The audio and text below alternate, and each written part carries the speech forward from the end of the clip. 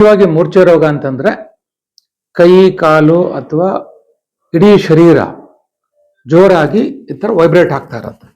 ಇದಕ್ಕೆ ಮೂರ್ಛೆ ರೋಗ ಅಂತ ಹೇಳ್ತೀವಿ. ಮೂರ್ಛೆ ರೋಗ ಬರ್ಲಿಕ್ಕೆ ನಾನಾ ಕಾರಣ ಇದೆ. Mainly something to do with the brain ಒಳಗಡೆ ಏನಂತ ತೊಂದರೆ ಇದ್ರೆ, ಈಗ ನಮ್ದು ಕರೆಂಟ್ ಸ್ಪಾರ್ಕ್ ಆಗುತ್ತಲ್ವಾ, ಸ್ಪಾರ್ಕ್ ತರ brain is full of wires. It is just like computer, full of wires. ಎಲ್ಲಿ ಏನಾದರೂ ಸ್ಪಾರ್ಕ್ ಆಯ್ತು ಅಂದ್ರೆ ಫಿಟ್ಸ್ ಬರುತ್ತೆ. ಈ ಸ್ಪಾರ್ಕ್ ಯಾವ ಕಾರಣಕ್ಕಾಗತ್ತೆ, ಹೇಗೇಗಾಗತ್ತೆ? ಒಂದು ಅನುವಂಶೀಯತೆ, ಮನೇಲಿ ಯಾರಿಗೋ ಅಪ್ಪ ಅಮ್ಮ ತಾತ ಯಾರಿಗೋ ಇತ್ತು, ಅದು ಹಾಗೆ ಕ್ಯಾರಿ ಫಾರ್ವರ್ಡ್ ಆಗುತ್ತೆ ಮಕ್ಕಳಿಗೆ. This is number 1. Number 2, previous injuries, head injury ಆಗಿರುತ್ತೆ, ಬ್ಲಡ್ ಕ್ಲಾಟ್ ಆಗಿರುತ್ತೆ ಯಾವಾಗಲೂ, ಅಥವಾ ಫ್ರೆಶ್ ಆದ್ರೂ ಆಗ್ಬೋದು, ಓಲ್ಡ್ ಆದ್ರೂ ಆಗ್ಬೋದು. ಕ್ಲಾಟ್ ಏನಿರುತ್ತೆ ಅದು ಬ್ರೈನ್ ಇರಿಟೇಟ್ ಮಾಡ್ತಾ ಇರುತ್ತೆ, ಫಿಟ್ಸ್ ಬರುತ್ತೆ. Brain tumours, variety of tumour, ನಾನಾ ಥರದ ಟ್ಯೂಮರ್ಸ್ ಇರುತ್ತೆ, ಟ್ಯೂಮರ್ಸ್ ಇಂದ ಬರ್ಬೋದು. ಮತ್ತೆ ಜಂತುಹುಳುಗಳು ಹೋಗಿ ನಮ್ಮ ಶರೀರದಲ್ಲಿ, ಎಸ್ಪೆಷಲಿ ಸರಿಯಾಗಿ ಕುಕ್ ಮಾಡದೇ ಇರುವಂತಹ ಮಾಂಸದಲ್ಲಿ, very common in non veg eaters, ಸರಿಯಾಗಿ ಕುಕ್ ಮಾಡಿಲ್ಲ ಮಾಂಸ ಕಂಡು ಒಳಗಡೆ ಎಲ್ಲ ಮರಿ ಮತ್ತೆ ಮೊಟ್ಟೆ ಸೇರ್ಕೊಂಡಿರುತ್ತೆ. ಅದು ಶರೀರಕ್ಕೆ ಹೋಗಿ ಎಲ್ಲ ಕಡೆ ಹೊರತು ಬ್ರೈನ್ಗೂ ಹೋಗುತ್ತೆ, ಬ್ರೈನ್ ಎಲ್ಲ ಮೊಟ್ಟೆ ಹಾಕೊಳ್ಳುತ್ತೆ, ಅದರಿಂದ ಬರುತ್ತೆ. ಮತ್ತೆ ಓಲ್ಡ್ ಏಜ್ ಅಲ್ಲಿ ಏನಾದ್ರು ಬ್ಲೀಡಿಂಗ್ ಆದ್ರೆ, ತುಂಬಾ BP ಜಾಸ್ತಿ ಆದ್ರೆ ಅದಕ್ಕೂ ಫಿಟ್ಸ್ ಬರಂಗಾಗತ್ತೆ. ಇದು ಫಿಟ್ಸ್ ಬರೋ ಕಾರಣಗಳು. ಲಕ್ಷಣ ಹೇಗಿರುತ್ತೆ? It can be simple, it can be major epilepsy.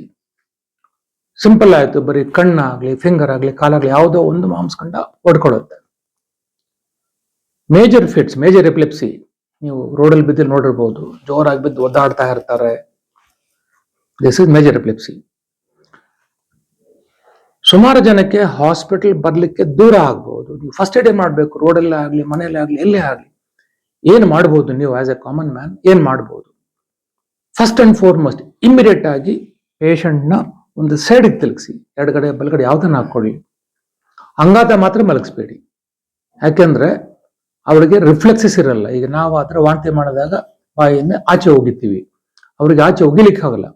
ಬೆಳಗ್ಗೆ ಏನಾದ್ರು ಊಟ ಮಾಡಿರ್ತಾರೆ, ವಾಂತಿ ಮಾಡಿದ ಏನಾಗುತ್ತೆ, ಬಂದು ಗಂಟ್ಲು ಸಿಗಾಕೊಂಡು ಚೋಕ್ ಆಗುತ್ತೆ, ಪ್ರಾಣ ಹೋಗುತ್ತೆ. ನೀರು ಕುಡಿಸ್ಬೇಡಿ. ಫಸ್ಟ್ ಅಂಡ್ ಫಾರ್ಮೋಸ್ಟ್ ಒಂದು ಸೈಡ್ ತಿರುಗಿಸಿ, ಸ್ವಲ್ಪ ಗಡ್ಡನ ಹೆಂಗೆ ಮೇಲಕ್ಕೆತ್ತಿ, ಆದ್ರೆ ಇಲ್ಲಿ ಪ್ರೆಸ್ ಮಾಡಿ. ಪ್ರೆಸ್ ಮಾಡಿದ್ರೆ ಬಾಯಿ ಓಪನ್ ಆಗುತ್ತೆ, ವಾಂತಿಯನ್ನು ಬಂದಿರುತ್ತೆ ಬಾಯಿಗೆ, ಎಲ್ಲ ಈಚೆ ಬರುತ್ತೆ. ನಾವು ಧೈರ್ಯವಾಗಿ ಕರ್ಚಿಫ್ ಬೆಂಗರ್ ಹಾಕೊಂಡು ಒಳಗಿರೋದಲ್ಲಿ ತೆಗಿತೀವಿ. ಕೆಲವು ಸರಿ ಕಚ್ಬಿಡ್ತಾರೆ, ನಿಮಗೆ ಧೈರ್ಯ ಇಲ್ಲ ಅಂದ್ರೆ ಬೇಡ, ಬರೀ ಸೈಡ್ ತಿರುಗಿಸಿ ಬಾಯಿ ಜೋಲೋಡಿಸಿ ಸಾಕು. This is first aid. ಈಗಂತೂ ಆಂಬುಲೆನ್ಸ್ ಸರ್ವಿಸ್ ಇದೆ, 108 ಅಥವಾ ಯಾವುದೇ ಆಂಬುಲೆನ್ಸ್ ಫೋನ್ ಮಾಡಿ ಶಿಫ್ಟ್ ಮಾಡಬೇಕಾದ್ರೂ ಸಹ ಸೈಡಲ್ಲೇ ಇರಲಿ. ಅಂಗಾತ ಮಾತ್ರ ಯಾವುದೇ ಕಾರಣಕ್ಕೂ ಪೇಷಂಟ್ ಮಲಗಿಸ್ಬೇಡಿ, ಸೈಡ್ಗೆ ಇರಲಿ. ವಾಂತಿ ಮಾಡಿದ್ದು ಮತ್ತೆ ಜೊಲ್ಲೆಲ್ಲನು ಈಚೆ ಬಂದ್ಬಿಡುತ್ತೆ. ಡೆತ್ ಆಗೋದು ಏನಕ್ಕೆ ಅಂದ್ರೆ, ನಾವು ಆಸ್ಪಿರೇಷನ್ ಅಂತ ಹೇಳ್ತೀವಿ. ಜೊಲ್ಲು ರಸ ಎಲ್ಲ ಗಂಟ್ಲಲ್ಲಿ ಬಂದು ಗಂಟ್ಲಿಂದ ಶ್ವಾಸಕೋಶಕ್ಕೆ ಹೋಗುತ್ತೆ, ಮತ್ತೆ ಹೊಟ್ಟೆಗೆ ಹೋಗಲ್ಲ, ಶ್ವಾಸಕೋಶಕ್ಕೆ ಹೋಗುತ್ತೆ, ಬ್ಲಾಕ್ ಆಗುತ್ತೆ. ನಾವು ತಿಂದ ಮುದ್ದೆ ಅನ್ನ ಏನೇ ಹಾಕೊಳ್ಳಿ ಗಂಟ್ಲಿಗೆ ಸಿಗಾಕೊಡುತ್ತೆ, ಪ್ರಾಣ ಹೋಗುತ್ತೆ. So first and foremost is turn towards one side. ನೀವು ಕಬ್ಬಿಣ ಕುಡಿ ಬಿಡಿ, ಅದು ಉಪಯೋಗ ಬರಲ್ಲ, ನಿಮ್ಮಿಷ್ಟ, ಕೊಡಿದ್ರೆ ಕೊಡಬಹುದು, ಇಟ್ಸ್ ಯುವರ್ ಚಾಯ್ಸ್. ಯಾವುದೇ ಕಾರಣಕ್ಕೂ ನೀರು ಮಾತ್ರ ಕುಡಿಸ್ಬೇಡಿ. This is second. ನಾವು ಹಾಸ್ಪಿಟ್ಲ್ ಬಂದ ತಕ್ಷಣ ನೋಡ್ತೀವಿ, ಥ್ರೋಟೆಲ್ಲ ನೊರ ಇದ್ರೆ ಸಕ್ ಮಾಡ್ತೀವಿ, ಮತ್ತೆ ಏನಾದ್ರು ಸಿಕ್ಕಾಕೊಂಡಿದ್ರೆ ಈಚೆ ತೆಗಿತೀವಿ. ಉಸಿರಳ್ಳಿ ಕಷ್ಟ ಆದ್ರೆ ನಾವು ಇಂಟ್ಯೂಬೇಷನ್ ಅಂತ ಹೇಳ್ತೀವಿ. ಶ್ವಾಸಕೋಶಕ್ಕೆ ಒಂದು ಟ್ಯೂಬ್ ಹಾಕಿ ವೆಂಟಿಲೇಟರ್ ಕರೆಕ್ಟ್ ಮಾಡ್ತೀವಿ, ವಾಸಿ ಆಗುತ್ತೆ. ಇನ್ವೆಸ್ಟಿಗೇಷನ್ಸ್ ಏನೆಲ್ಲ ಮಾಡಬೇಕು, ಈ ಕಾಯಿಲೆಗೆ ಏನೆಲ್ಲ ಮಾಡಬೇಕು? ಬ್ರೈನ್ ಸ್ಕ್ಯಾನ್, CT ಸ್ಕ್ಯಾನ್ ಆಗಲಿ, MRI ಸ್ಕ್ಯಾನ್ ಆಗಲಿ.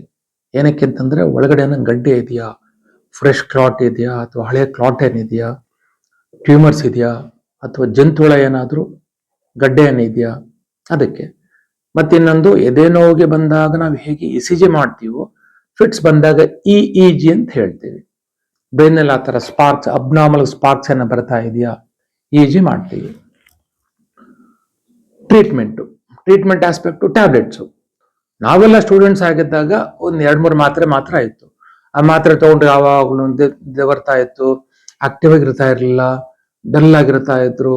ಅವರ ಓದು ಬರಹ ಅಥವಾ ಎಜುಕೇಶನ್ ವೈಸ್ ತುಂಬಾ ಡಲ್ ಆಗ್ತಾ ಇದ್ರು. ಬೇರೆ ಮಕ್ಳಿಗೆ ಕಂಪೇರ್ ಮಾಡಿದ್ರೆ ತುಂಬಾ ಡಲ್ಲು, ಅವ್ರಿಗೆ ಪಾಠ ಕೇಳಲಿಕ್ಕೆ ಆಗ್ತಾ ಇರಲ್ಲ, ಅದೇನೋ ಬ್ರೈನ್ಗೆ ಅಬ್ಸರ್ವ್ ಆಗ್ತಾ ಇರಲ್ಲ, ಯಾವಾಗ್ಲೂ ಅವ್ರನ್ನ ಮನೆಯಲ್ಲಿ ಮತ್ತೆ ಸಮಾಜದಲ್ಲಿ ಅವನೊಂಥರ ಯೂಸ್ಲೆಸ್, ಇವನು ಅಷ್ಟೇನೆ ಫಿಟ್ಸ್ ಬಂತು ಇವನನ್. ಕಳೆದ ಕೆಲವು ವರ್ಷದಲ್ಲಿ ಎಷ್ಟು ಬದಲಾಗಿದೆ in terms of diagnosis, in terms of investigations, in terms of treatment ಎಷ್ಟು ಬದಲಾಗಿದೆ. ಇವತ್ತು ಫಿಟ್ಸ್ ಇರೋ ಮನುಷ್ಯ ನಾರ್ಮಲ್ ಆಗಿ ಬದುಕಬಹುದು. ಮಾತಾಡೋದು ಎಷ್ಟು ಚೆನ್ನಾಗಿದೆ. ನಾರ್ಮಲ್ ಎಜುಕೇಶನ್, ಗ್ರಹಣ ಶಕ್ತಿ ಆಗಲಿ ಏನು ಕೊರತೆ ಆಗಲ್ಲ, ಅಷ್ಟು ಒಳ್ಳೆ ಟ್ಯಾಬ್ಲೆಟ್ಸ್ ಇದೆ ಬಿಕಾಸ್ ಆಫ್ ರಿಸರ್ಚ್. ಸೊ ಒಳ್ಳೊಳ್ಳೆ ಮಾತ್ರೆ ಇದೆ. ದಯವಿಟ್ಟು ಯಾವುದೇ ಕಾರಣಕ್ಕೂ ಫಿಟ್ ಬಂದಿರೋ ಪೇಷಂಟ್ಗೆ ಅವನು ಯೂಸ್ಲೆಸ್, ಸಮಾಜಕ್ಕೆ ಸಹಾಯ ಆಗಲ್ಲ ಅವನಿಂದ ಅಂತ ಪರಿಗಣಿಸಬೇಡಿ. ಮಾಮೂಲಿ ವಿದ್ಯಾಭ್ಯಾಸ ಮಾಡಬಹುದು, ಅವರು ಸಹ ಎತ್ತರವಾಗಿ ಬೆಳಿಬಹುದು. ಕಂಪ್ಲೀಟ್ ವಾಸಿ ಆಗೋದು ಯಾವಾಗ ಅಂತಂದ್ರೆ ಕ್ಲಾಟ್ಸ್ ಇದ್ದಾಗ. ನೀವು ಕ್ಲಾಟ್ಸ್ ರಿಮೂವ್ ಮಾಡಿ ವಾಸಿ ಆಗುತ್ತೆ, ಕಂಪ್ಲೀಟ್ ವಾಸಿ ಆಗುತ್ತೆ, ಮತ್ತೆ ಬರೋದೇ ಇಲ್ಲ. ಇನ್ ಕೇಸ್ ಅದು ಅನುವಂಶೀಯತೆ ಬಂದಿತ್ತು ಅಂತಂದ್ರೆ ಲಾಂಗ್ ಟರ್ಮ್ ಟ್ರೀಟ್ಮೆಂಟ್ ತಗೋಬೇಕು. ಜಸ್ಟ್ ಲೈಕ್ BP ಮತ್ತೆ ಶುಗರ್ ಇದ್ದ ಹಾಗೆ ಲಾಂಗ್ ಟರ್ಮ್ ಟ್ರೀಟ್ಮೆಂಟ್ ತಗೋಬೇಕು. ಮಧ್ಯೆ ಮಧ್ಯೆ ಚೆಕಪ್ ಹೋಗ್ತಾ ಇರಬೇಕು. ಇಜಿ ಮಾಡ್ತಾರೆ, ಏನಾದ್ರು ಅಬ್ನಾರ್ಮಾಲಿಟಿ ಇದೆಯಾ ಹೇಳ್ತಾರೆ, ಕಂಟಿನ್ಯೂ ಮಾಡಿ ಅಂತ. ಕಡಿಮೆ ಆಯ್ತು ಸ್ಟಾಪ್ ಮಾಡಿ ವೇಟ್ ಮಾಡಿ ಹೇಳ್ತೀವಿ ನಾವು ಯಾವಾಗ ಬೇಕು ಯಾವಾಗ ಬೇಡ ಅಂತ.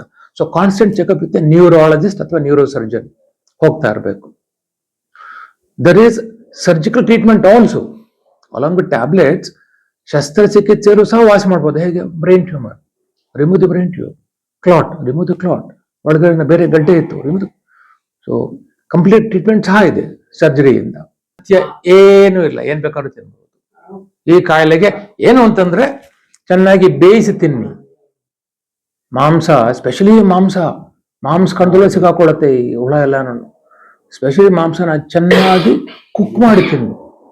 ತರಕಾರಿ ಅಷ್ಟೇ ಚೆನ್ನಾಗಿ ಕುಕ್ ಮಾಡಿ ತಿನ್ನಿ. ಎಲ್ಲೋ ಗಲೀಜ್ ನೀರ ತೊಳಿತಾರೆ, ಯಾವ್ದೋ ಚರಂಡಿ ತೊಳಿತಾರೆ, ಯಾವ್ದೋ ಟೌನ್ ಅಲ್ಲಿ ಎಲ್ಲ ನೀರ್ ಸೇರ್ಕೊಂಡು ಹೋಗ್ತಾ ಇರುತ್ತಲ್ಲ, ಆ ಗಲೀಜ್ ನೀರಲ್ಲಿ ತರಕಾರಿ ತೊಳಿತಾರೆ. ಆತರ ಮಾಡ್ಬಾರ್ದು. ನೀವು ಮನೆಗೆ ತಂದ್ರೂ ಒಂದ್ 2-3 ಸಾರಿ ತರಕಾರಿ ಉಪ್ಪು ಹಾಕಿ ಕ್ರಿಮಿ ಎಲ್ಲ ಸಹಾಯ ಮಾಡ್ಕೊಂಡು ಚೆನ್ನಾಗಿ ಕುಕ್ ಮಾಡ್ಕೊಂಡು ತಿನ್ನಿ. ಪಥ್ಯ ಅಂತ ಏನೂ ಇಲ್ಲ, ಏನ್ ಬೇಕಾದ್ರೂ ತಿನ್ಬಹುದು.